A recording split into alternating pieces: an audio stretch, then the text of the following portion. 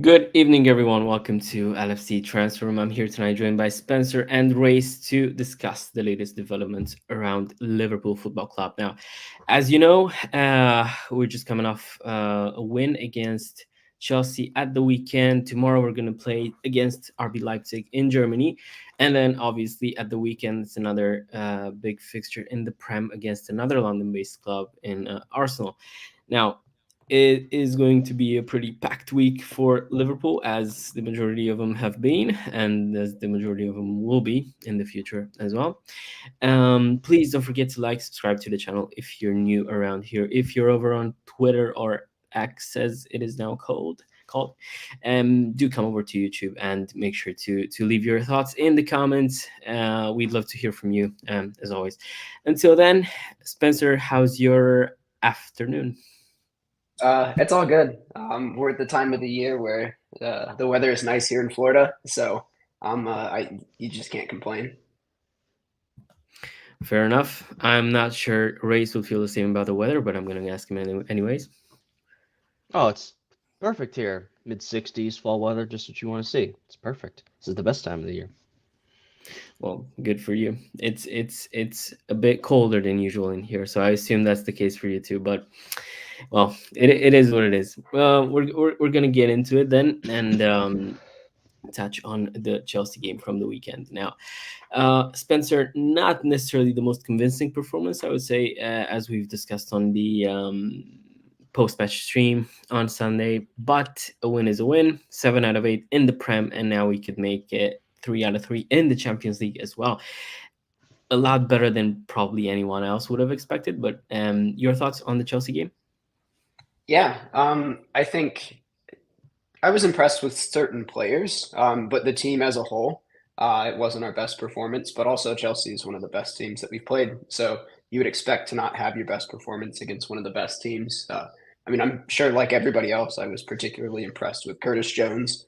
I had my doubts that he would play well next to Gravenberg, but I guess Slot is just a wizard, and you can just put anyone you want in at the base of the midfield, and they're just going to work. So I was impressed with Jones. Just yeah, that was my biggest thought from that is it's almost like we signed another midfielder, seeing that he can play in, and they can rotate the squad between McAllister and Gravenberg. We did kind of touch on it, I think, at the beginning of the season. When we were discussing the first 11, I remember Dan was very eager to talk about Jones as a six, as he was used there in preseason as well. And indeed, it looks like, well, I mean, it was only one game, so he did great, and I do believe that he's been unfairly criticized a lot of the time from people in our own fan base as well. But I do think that Jones did a great job on at the weekend, and I do think that apparently he could do a job there in midfield. Interesting phrasing of us signing a midfielder, because it's what we wished for like 18 months. But yeah, who knows? Indeed, Slot seems to have this ability to kind of reinvent players, especially as we've seen with Gravenberg this season. Race 7 out of 8 in the Prem, top of the table. Pretty confident going into this third game in the Champions League. Yeah, that was great to see. As people wanted to see us, kind of play a better side. Like we've only beaten up on some of the smaller teams with that loss to Force included. I mean, this was, not that Chelsea are world beaters, but they have improved this year. They've definitely looked better, and they're definitely playing at a not as bad as they've been recently. But it was a good test for us, and even though we didn't play our best game. I think defensively, outside of the one, lapse, to allow them to score right away in the second half. I thought we were pretty solid there. I don't remember them having too many, big time chances or anything where they, really threatened us. Although I think towards the end, some of our management of the game could have been better. We were kind of trying to look for that third goal when maybe we should have held up a few times. And, I thought that maybe could have been better, but, again, still got the result. I thought Chelsea, just looked a little bit better in the second half again once they kind of got that equalizer there. But then, it was really key for us to score right away then after that and go take the lead again I think they kind of took some of the wind out of Chelsea's sails. We'll be like, oh, now we're down again. We just got back in the game. Now we gotta chase it again. So and then Cole Palmer as well was really quiet, and I thought that was good for us to you know Cole Palmer's been electric really for the last year in the Premier League, and to have him have an off game, it's good that you take advantage of that and don't let Chelsea get any sort of result when he doesn't have a good game. So yeah, it's good to see us get a win right after the international break. Of course, McAllister not starting in that game was a little notable. It's good to get again. I think the story of the game was Curtis Jones and him getting on the score sheet and being the man of the match and whatnot. Just showcasing it once again. Our midfield options, and I really like Curtis Jones. He's for some reason been sometimes a imposing figure with our team, but I think he's been really solid overall. Like I don't think he's been asked to become like a regular starter yet, but he's no doubt, great in his role in his position, and now the game's really ramp up, right? I mean, we have, we got Arsenal at the weekend, of course Leipzig tomorrow, Brighton in the cup coming up, there are 3 road games here on the bounce, and then we still have some other tough games coming up, like with Leverkusen and Aston Villa. So again, this is where your squad depth is really going to be tested, and really this next week and a half is I think is really crucial because again, it's 3 road games here, 3 tough games. Of course, all our eyes are looking towards that big match this Sunday against Arsenal, but tomorrow, I mean that's just as important as well. Going on the road in the Champions League, and again, in terms of adversity we faced, and we had the one loss to Force, but other than that, it's been pretty solid. And so what's going to happen, when this team has loses a big game here, or maybe has another disappointing performance, I think they'll see from that game against Chelsea we didn't play our best. So hopefully that'll kind of, hey, we won, but you still have a lot of work to do, because if we come out like that against Leipzig tomorrow or Arsenal on Sunday, who know, who knows if we'll get the 3 points there or even a draw. So we definitely have to be better moving forward. But certainly starting this next kind of window for the international break again in November was really crucial for us to get off to a good start. Yeah, so going back to some of the points you make, I think Jones, I think, kind of proved that indeed we do have options now. Bar injuries, I would say, I still feel like we could do with a bit more cover in some areas, but as you said, I think with Maka and with Diaz, having to go to South America for the internationals and then come back, obviously maybe not at full fitness. It was good to. It was great to see that we didn't really miss them that much, I think, in that game. Obviously, still, probably 2 of our most important players, both Maka and Diaz, but they were. It's almost like we didn't miss them on Sunday, which is kind of what you would want to see. And yeah, indeed. Now, as you mentioned, the schedule is going to be packed now. I've also taken a look at it, and unfortunately, it looks like it's not that necessarily that kind. Unfortunately, we're going to have to play Madrid and City, I think, with 2 or 3 days in between, which is not ideal. Obviously in the future, that's already one that's on my mind at least. But yeah, it's obviously good to get the 3 points. Good evening to you as well, Muse. Good to see you once again. And yeah, that was a topic that I was that we're actually going to get into now. Spencer, this one was a thought of mine as well. I was thinking, I was at least hoping that with obviously with Diaz maybe not at full fitness, I wasn't completely surprised that Cody Gakpo started, especially as I think Slot said the same about the Forest game. He wanted to play Gakpo in that game because Diaz didn't come back at full fitness after the international break. So I was kind of expecting maybe a rest for Diaz. Chiesa once again not able to play. It once again, it's still, for me, it looks like a great deal in terms of the money we've paid for him and the quality that he has, but we're gonna have to start relying on him at some point. So yeah, I mean, I'd still think I'm still a fan of the deal. You just kind of have to look at something like that through like all of the ranges of outcomes that it could have. Some being that there is a chance that he never gets back to full fitness, or he has fitness issues throughout his entire time at Liverpool, and he doesn't pay off the $20 million price tag. But then just for all of those outcomes, there are plenty of other ones where he is fit and he's back to being a top 10, top 15 type of winger in the world. and 20 million, like you could add another zero for what his value would actually be if he gets to that level. So just because we're seeing some issues right now at the beginning, I don't think that's an issue. Plenty of, I guess, not history with slots Liverpool. We don't know what that looks like, but with under Klopp, plenty of history of players starting slowly with the squad and being brought on really slowly, whether that be because they need time to adjust to the squad or acclimate to the pace of play of the Premier League or understand the tactics better, whatever the case is. Signings being brought along slowly, I think, is probably better than having them rushed in unless they're ready. And I think, yeah, Chiesa's not ready yet, but that doesn't mean he won't be ready later this season or next year. Well, let's hope it's later in the season rather. Yeah. Okay, so, Race, you've mentioned a bit earlier on how do you think the team will react, on how we maybe don't know enough at the moment, or how the team will react after losing a big game. Now, obviously, we didn't. Well, as everyone said, we didn't really have, well, top opposition up until the Chelsea game, even though some would maybe disagree with that as well. It does look like this type of player, like players like Chiesa, who maybe don't really get a lot of minutes at the moment, will be needed later on in the season when games will come thick and fast. So we seem to have some problems with him. How important do you think a player like him could be later in the season when we need, him to play?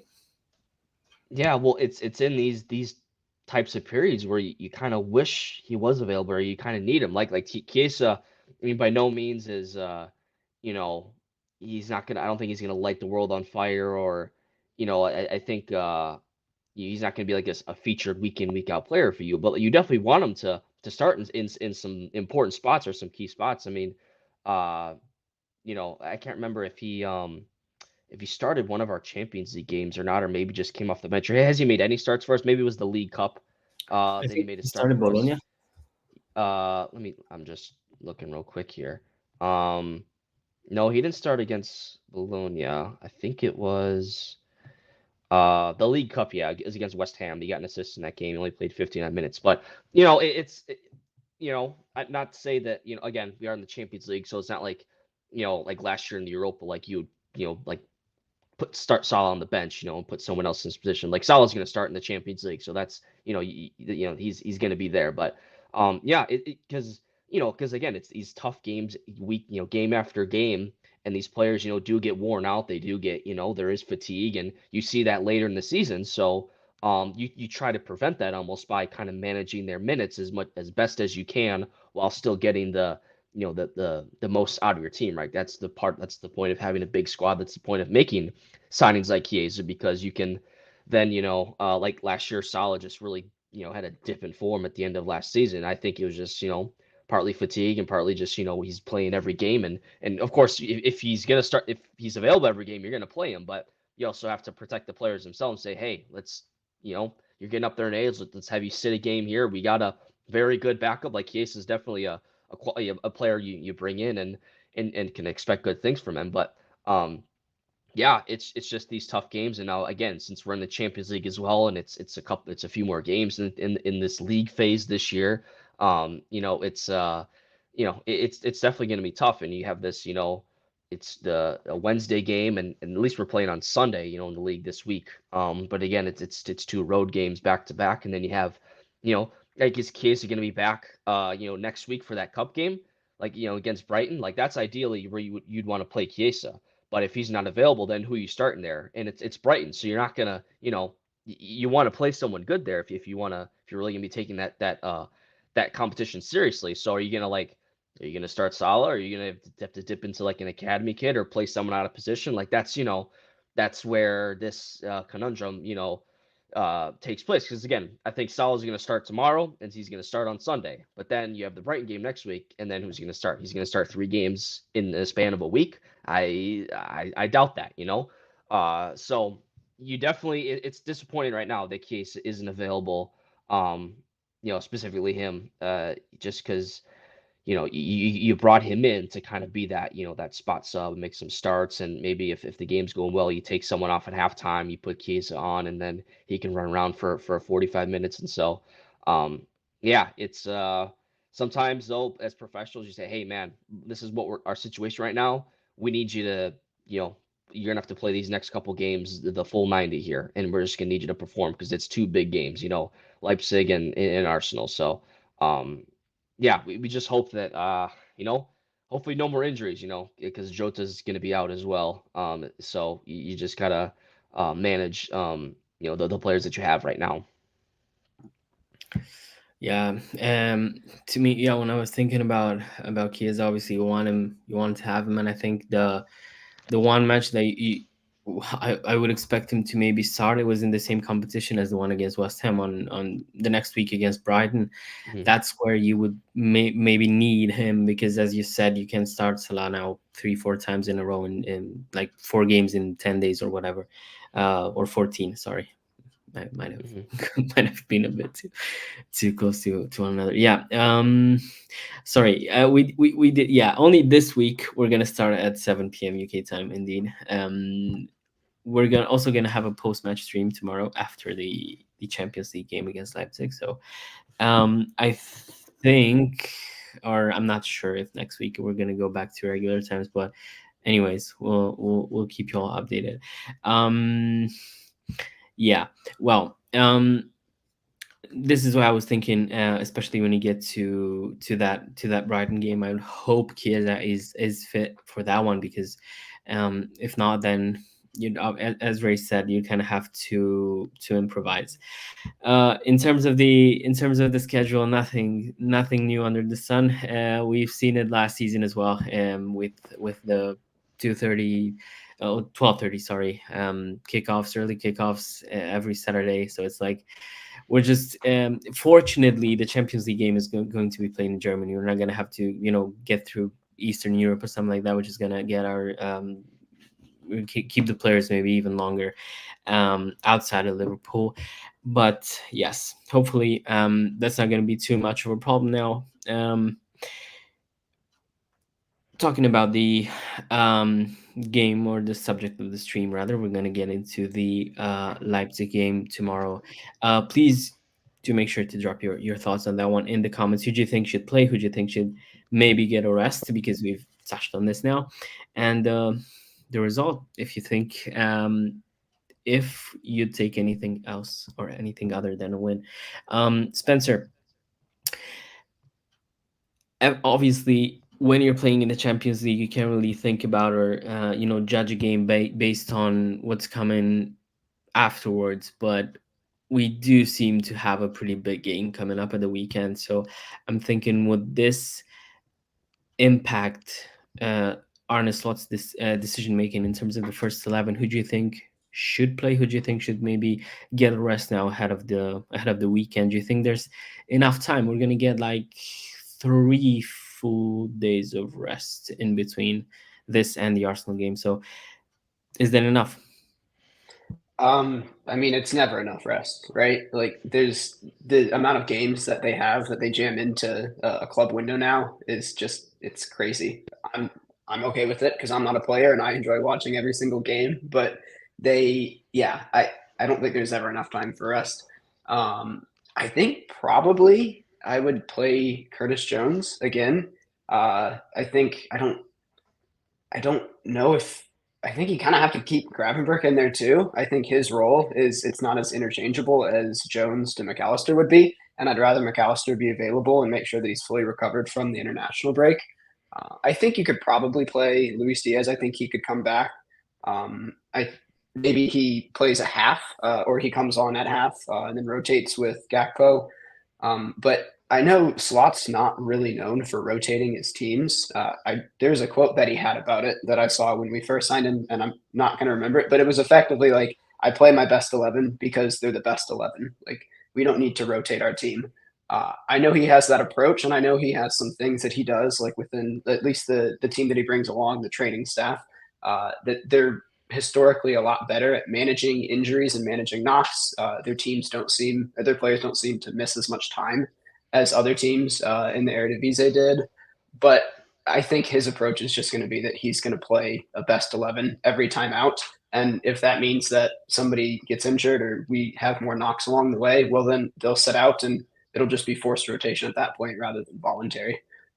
But yeah, I think to put a bow on it, I do think Jones has earned another trip in midfield. I do think it'd be nice to see him again. But that's really the only change that I would make, and that's more a rotational one, not a. I don't think it's our best 11 one. I think what's difficult about, well, yeah, that's a shout. Although I don't, I'm not really sure his pace would be enough at times, especially nowadays. Leipzig do have, as always, I feel like any Red Bull club has a, doesn't matter if it's the Austrian one or the German one. It looks like they all have that kind of. They all have these young, talented, very good on the ball, pacey players that could cause you problems, and they have this specific philosophy in terms of their play style as well. Um, it's going to be interesting now, obviously, going against them, mainly because we do not have a German manager anymore. And even funnier than that, that former German manager is now their, what is it, their his title now at Red Bull? I don't even know exactly. Like head of recruitment for their whole clubs, their all of their clubs they have. I'm not really sure now, but yeah, the interesting thing, and why I asked about this, about changes in the side, is because I remember, I don't know which manager exactly, so I'm not gonna say any names, but I've heard a manager in the Prem once talk about how you shouldn't necessarily change too much of your team, because then you'll break their rhythm. And even if they play every 3 days, as long as they're in peak physical condition, they could pull it off, and they could be at close to their best, on pretty much any given day. Which is why it's going to be interesting for me, because now you've had Diaz and McAllister who haven't played at the weekend, and now playing them 2 days later in the Champions League, 3 days before the Arsenal game.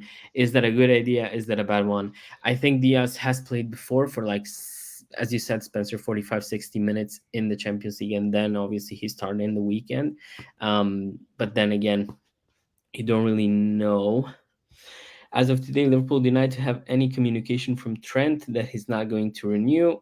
He remains in contact and is talking to Liverpool. Okay, so I'm guessing that's like an update that's just been posted by Fabrizio Romano.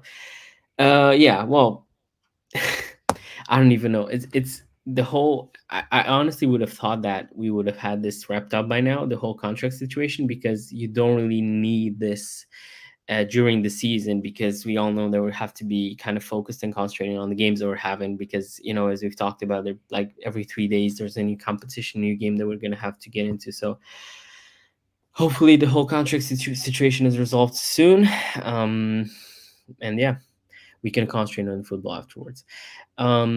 Race, as we've talked about, do you think tomorrow will it be a case of maybe thinking about the Arsenal game and resting a few players, or do you think it would be best to play an 11 that's close to our best one and just hope that that keeps the players in the rhythm?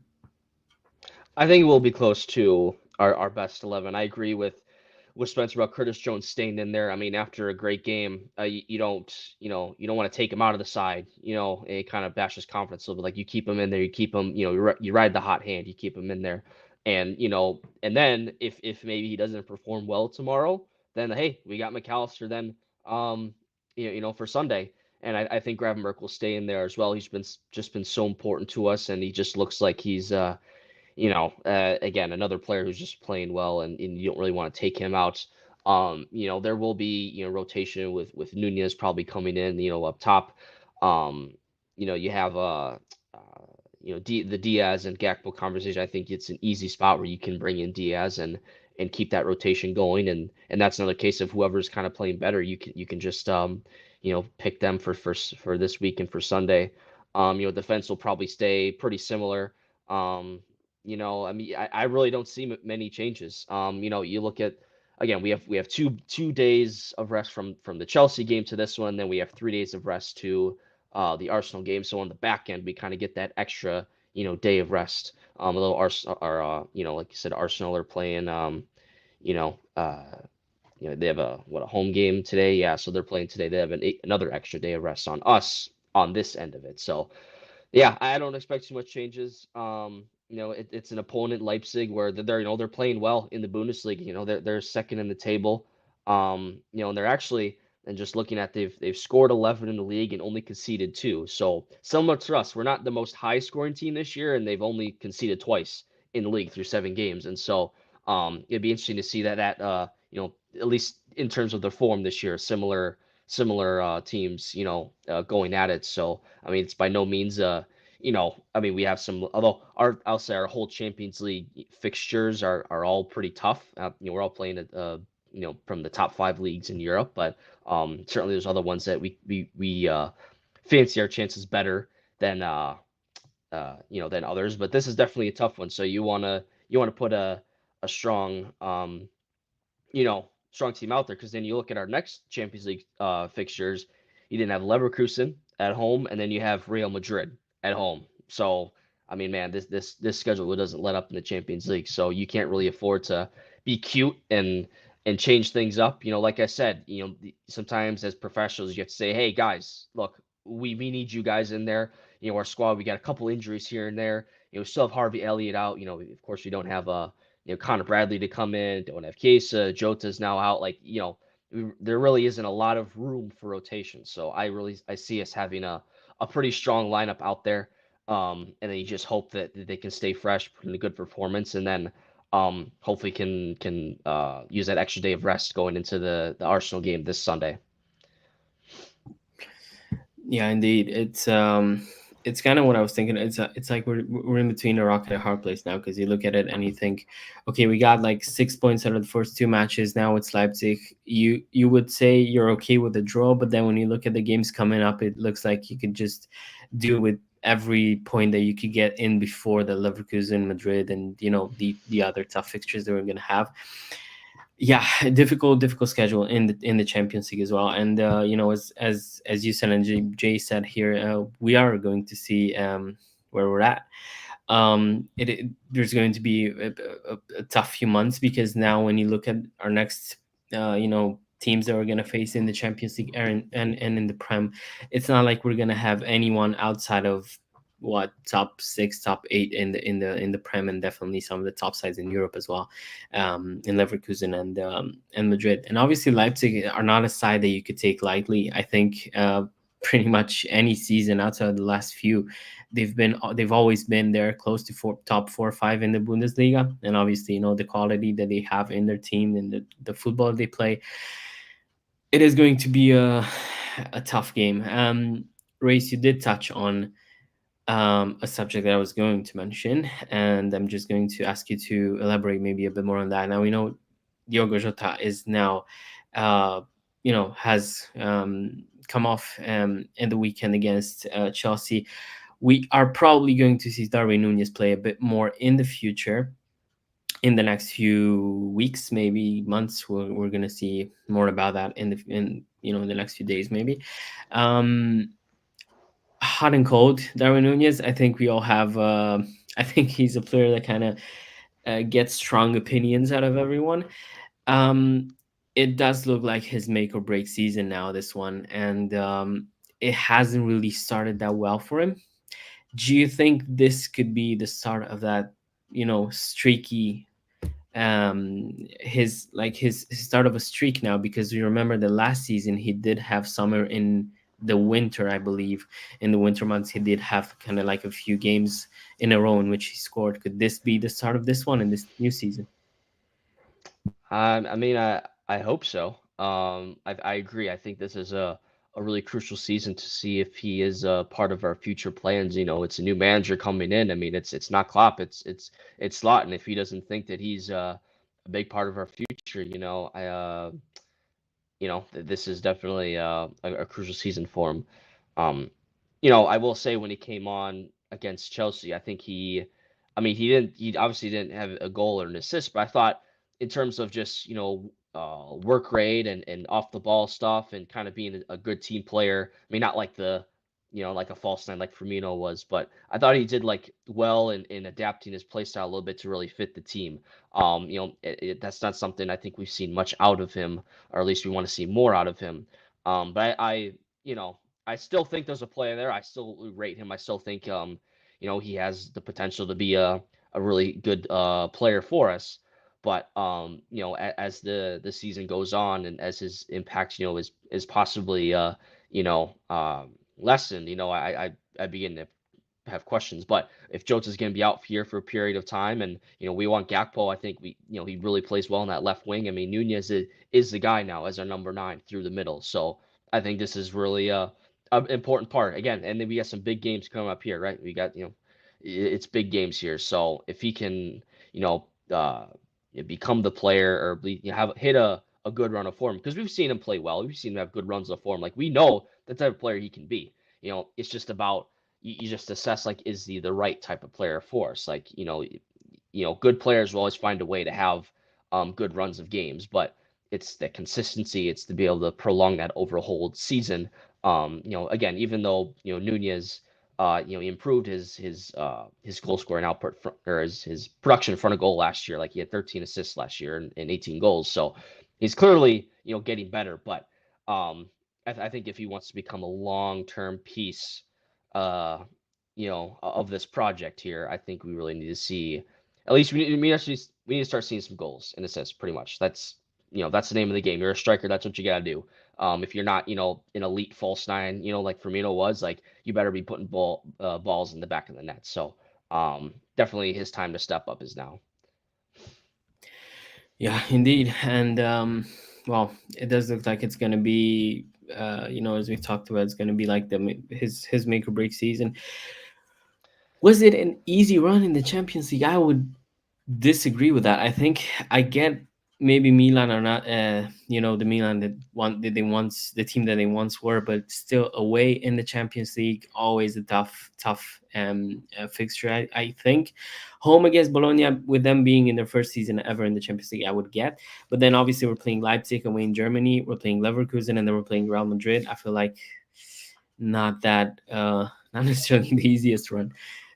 Especially with games against Arsenal, Villa, the City, and the Prem in between all of these. So yeah, I don't know about that, but hey, hopefully we're gonna make it look easy. Indeed. Now, see, Muse, this is where I think it gets the argument that I don't know if it's fairly or not, but this argument I think would be one that would get people frustrated, because I think we keep talking. Obviously, I'm not saying this to diminish his hard work, as you said. I think he's always wore his heart up his sleeve against pretty much every single game that I've seen him play. I think he always puts in the work. The problem is there's only so much that so far that can get you. I feel like at some point he's gonna have to start scoring some more and being more involved, in terms of goals and assists, as Rice mentioned, because I think he's a player that obviously works really hard. He does a lot for the team, but I feel like he's really frustrating to watch at times, with his ball control, with his decision making, and his finishing. Most of it, of course, I do feel like this is why I've always appreciated his hard work, and as I've said, I've defended him on streams in the last season as well. But I do think that at some point, with that price tag on him, when we bought him, we thought he was going to be a poacher. I don't know if it was unrealistic or not, but he didn't turn to be what we expected then. So that's why I'm starting to think that maybe we're gonna have to start to see more from him. Spencer, that took a while to get back to you, mate, but I would still ask your thoughts on Darwin Nunez, on his role in the next few weeks. Do you think we're gonna miss Jota? Are we going to miss Jota? I would say yes. They're different players, and I think Jota fits a lot better what Slot wants. I don't think that he's so much better of a player than Nunez that it would warrant, like, oh, obviously Jota's the starter, Nunez is the backup. I think he got the nod to start the season probably because he adapted to the tactics and what Slot wanted to do quicker than Nunez. So since they're both, pretty good talents, Jota gets to start and has kept the spot, I think, justifiably. But on Nunez, like he hit the post, he hit the woodwork 9 times last year. If like half of those just go the other way, because we're not talking about like these are just like misses. These are misses by like inches, centimeters. Like it's not like he missed the target by a lot, and the difference between hitting it and not is so small that it's not a skill issue to do that. It's if anything, it's a skill to have so many that have hit the post. If several of those just go the other way, I don't think we're having this conversation about his ability to find goals and stuff like that. To your point about him being a poacher, I was just looking at his FBref page. He overperformed his XG by almost 8 at Benfica the final year before we bought him. And since then, it's been 2.5 and 5 that he has underperformed at Liverpool. So he's still actually about even in terms of expected goals. And things like that, you have to look at like a larger sample than just like on a per season basis, unless obviously you see a trend, which with him, I think there is a bit of a trend, but he just creates so many chances. He's so good at the things that he does well. Uh, I can't help but think that with the run of games that he will find his form. And yeah, like I said, if he had just put a couple more of those away instead of hitting the posts last year, I think it's a completely different conversation. We're not talking about, oh, like, will there be a drop off from Jota to Nunez? Throughout the season, we would have been talking about, well, should they just be rotating flat out because Nunez is coming off of a 22, 23 goal season? Yeah, well, that's another interesting point to be made in terms of Darwin Nunez as well. I remember when I was thinking about this game, funnily enough, in the game against Chelsea last season, I'm not sure if you guys recall, but he hit the post, I think, 4 times in that game alone, or was it 3 times? It was definitely it was 4. Okay, so yeah, it's like one from the penalty spot, but then indeed, it's just one of those games when you look at Darwin Nunez, he just seems like he's just at times you look at him and then you can obviously look at his touch and at his finishing and think, okay, that was way off, but then at times it just looks like the boy's cursed. I'm not sure, because you just have that feeling that when he is going to put those chances away, he's going to have games in which he can score 3 4 goals that, like, with the chances that he's creating. Obviously, though, that's kind of the thing, and my counter argument that, or I guess the thing that would counter that is that we've been saying this from, I think, his first season onwards, and it still hasn't happened. So yeah, well, I do believe that, as it turned out last season, I do believe that he can still do a job for us, and I think that obviously the boy thrives on confidence. So as soon as he gets a few starts, he gets a bit of, he gets involved in scoring, with scoring or assisting. I think he gets a bit more confidence, and I think we will see a better side of Darwin Nunez. And more than that, what I really appreciated at the weekend was, when he got pushed, Vega, I think, by Vega. He was, he just dropped to the ground. He was very, like, what would you say, the opposite of Darwin Nunez we know. So I think, I was appreciating that at least he looked to kind of learn from what he did wrong in the last few seasons, not be so hot-headed anymore, and maybe learn from that as well. So yeah, hopefully we're gonna have someone who's, can improve a bit more than just that. Now, Spencer, away from or maybe the last thing that I want to ask you about is obviously the Arsenal game coming up. Uh, I think, even though the Leipzig game is obviously, as we've talked about, is a pretty difficult one, I think it's rather the type of a game that you want to have before a tough a match in the Prem, because it would keep you in the rhythm, it would keep you, playing at a high level. So I'm thinking this is a good game to have before Arsenal. And taking all of these things into consideration, what are your expectations from the weekend's game? Yeah, I mean, Arsenal they're going to be without Saliba, right? I don't think that there's any talk about the suspension being appealed. So they're going to be without him. They're still without Odegaard. I believe they'll be without Saka as well. Uh, I think Saka Is will play probably. you think? He Okay. always seems to find a way to play. Yeah. Right. Okay. So if he does, then I would say two of the three most important players, they're going to be without. They obviously have a Champions League match just the same as us, even if it is at home. Um, they're, it's like, it's almost like Arteta is like zagging while everyone else is zigging, and everybody's going. There's like more playing out of the back, like beautiful. I would say more like aesthetically pleasing football in the Premier League. You can look at the Brighton and Chelsea game where they just conceded like 4 goals apiece, just trying to play it out of the back, and they couldn't. I think more teams are doing that now. They're not. Arsenal's not. They're just like punting the ball forward. I think Raya has the longest or the highest percentage of like launched goal kicks. Their approach is kind of a disgusting one, if I'm being honest. Send the ball forward, play four fullback or play four center backs, including two at fullback, clog the midfield, and just hope that one of their creative playmakers up front can get them a 1-0 victory while they squeeze the life out of the game. That's not really fun to watch. I expect that with the team that we have, the talent that we have up front, if anything, this would be like a fantastic game for Nunez to be able to use his ability to get in behind the way that Holland did for the opener that when the game that they had against City.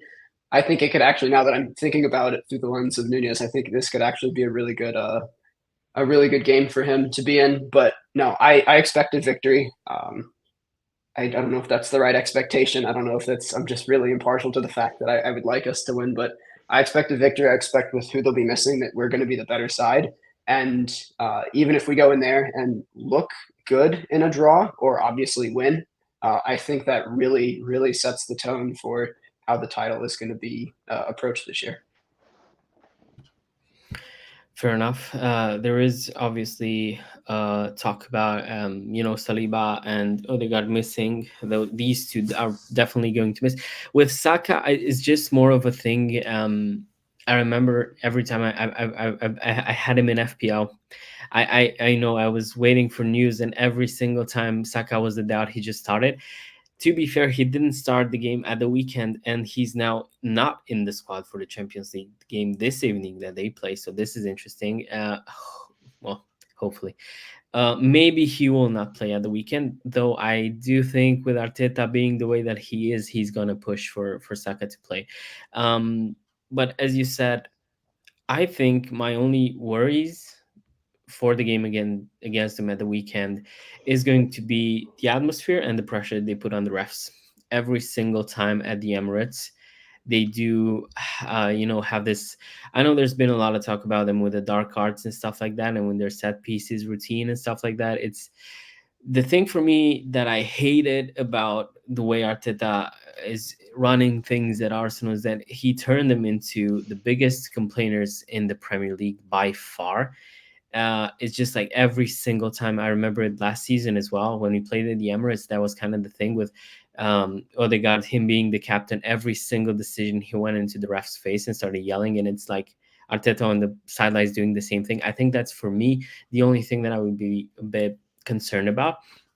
As Muse said, obviously, I do think that with them not having Odegaard, I think at the weekend they've also played Merino, Partey, and Rice in midfield, who all three of them are defensive mids. So when you look at it that way, their attack is going to suffer, and then obviously with Saliba missing out, their defense is going to suffer. And now looking at it, you kind of have to go for it, right? And I do believe that as long as we don't allow them to put too much pressure on us in the beginning of the game, because then the crowd will get involved, and then Arteta will get involved doing the same old things that he's usually doing. Um, I think that's kind of the thing that we need to do. Keep the ball a lot more than we did against Chelsea in the last 15 on Sunday. I think we could have done with keeping the ball a bit more and passing it around. I think that's kind of a thing that I would expect from us. Obviously, before moving to Race and his thoughts on this, yes, do not forget that we are going to also be streaming later today for the American crowd, tomorrow morning for the European crowd. It's going to be the what's it called? Because I always get it mixed up. Nine. Star Stripes, Sandfield Knights. That's it.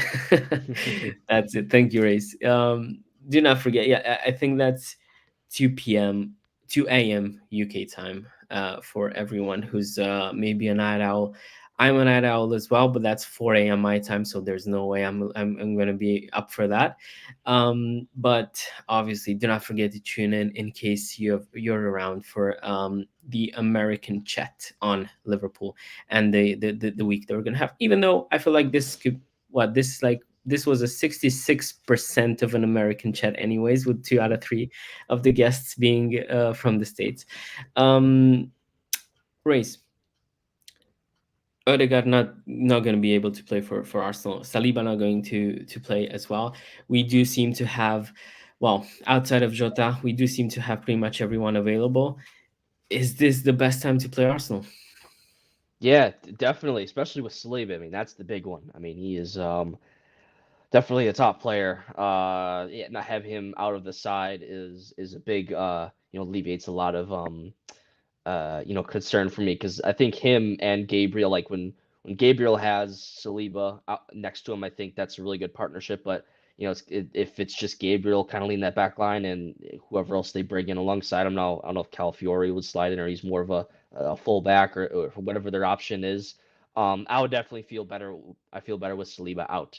I think as you like you mentioned, they played three defensive midfielders at the weekend against Bournemouth, and it's like, what are you guys doing here?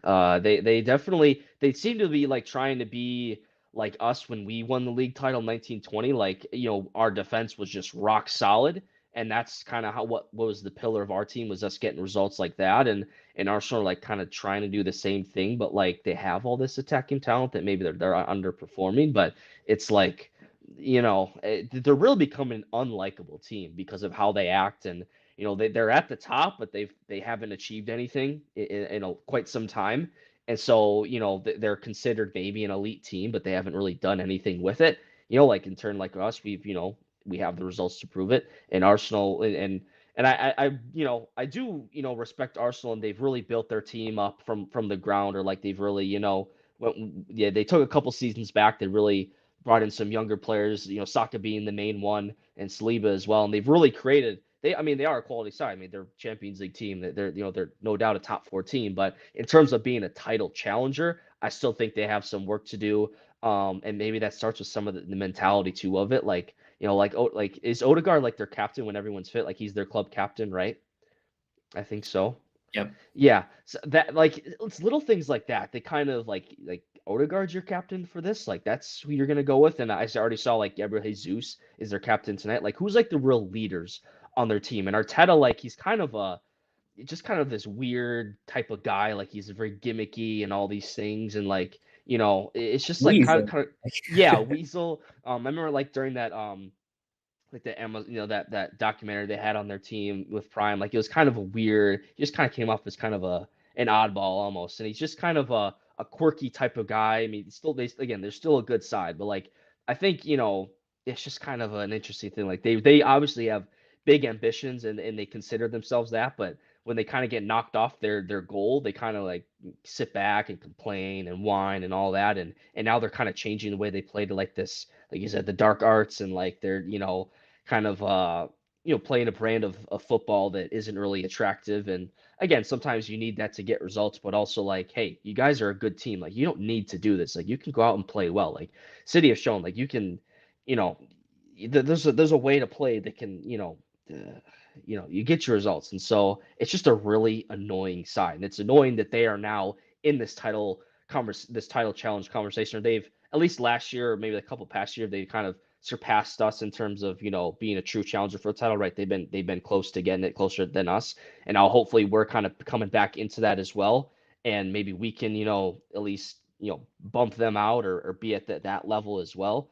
um it's just kind of an annoying little pest, and I really hope this is, like you said, really good time to play them. No Saliba, no Odegaard, Saka's up in the air. It's going to be at their building, so it's going to be a tough environment. I expect, certainly Arteta to, bitch and moan his way on the touch line and try to get every decision possible. And no doubt, I mean, I already can see, there being 4 or 5 decisions, just from the referee, just being like, just setting the whole crowd off and setting everyone off and whatnot. I mean, it's definitely going to be an intense battle. I mean, you have Slot, who's been, in contrast to Klopp, just such a calm figure on the touchline. Although we saw this past week against Chelsea, kind of his first real outburst, especially at the end of that game. Really, really funny, reaction to that one foul against Nunez. But other than that, he's been a really calm presence for us. So I'm curious to see, how that interaction goes, between them and all that, because we know Arteta really, credit to him, he didn't really shy down from Klopp. I remember one time he kind of went at him, then we kicked their ass 4-0. But he's still kind of an outburst type manager. So, and then when they beat us at their place last year, they kind of did the lap of appreciation as if they won the title, and then of course they didn't. But you can see I'm just there's just kind of an annoying side. So I really hope we really are catching them at a great time, and I hope that we can really just get a result there. Even a draw, I think would be considered a good result, definitely. But hopefully, with the players they have out, I mean, this is definitely a big opportunity to get 3 points at their ground. Another interesting stat about Arsenal is that ever since Arteta took over, they have the highest number of red cards awarded to them, which is like 13, I think, to 8 being the team in the second. So is it 3 they have this year already? Is it 3? Right? I think. I thought I saw they've had 3 red cards this year already. I'm gonna double check that, but yeah, you're right. You're right on the red cards. They definitely had a lot. So it's kind of it looks like they're not shying away from playing at the, well, I'd like to say close to I'm forgetting the word now. Anyways, they are a pretty tough side to play in terms of their intensity. Let's call it like that. So yeah, obviously not an easy side to play against. But then when you look at it, and the obviously the players that they have injured, I think, or missing, rather, I think it is a good time to play them, and hopefully, we can see Arteta on some more after the game. Because anyways, that seems to be a thing with him. But until that game, I think we're gonna end tonight's live stream here. I'd like to thank Spencer and Race a lot for being here tonight, for sharing their thoughts on these games on this week, and thanks a lot, obviously, to everyone in the chat, to everyone who liked, subscribe to the channel, and to the crowd over on Twitter as well. Do not forget, we are going to be streaming this morning UK time, this evening US time, 2 a.m. UK time, in case you want to tune in for the American chat. And we are going to stream pretty much every day, 7 p.m. UK time. Tomorrow we're going to stream right after the game as well. So there's a lot of things to subscribe to the channel and to hit that bell icon next to that button as well. Thanks once again to the boys and to all of you in the chat. Up the Reds.